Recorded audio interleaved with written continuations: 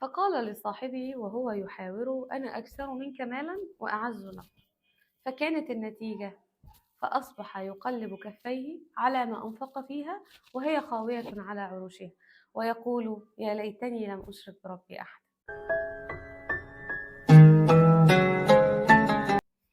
من الابتلاءات الشديدة اللي بتقع على البني آدم هو الكبر والغرور. الكبر بيسلب مننا نعمة الشكر. فكرة ان انت تنسب كل النعم والفضل والرزق اللي ربنا اداهولك ده لنفسك، وتنسى ان في رب وهاب هو اللي رزقك النعم دي، بيوقعك في دايرة وفتنة ان ده بتاعي انا، ان كل اللي انا وصلت له ده بفضل شطارتي ونجاحاتي وان انا مفيش مني اتنين. ربنا لما بيكلف بني ادم بحاجة بيعينه عليها لحد ما يقف على رجليه ويبقى في احسن صورة فيها. فلما انت توصل لاعلى ليفل في الحاجه دي، انت تشكر ربنا مش تنسبها لنفسك. خليكوا دايما فاكرين ان النعم بتزيد بالشكر وبتزول بالكبر.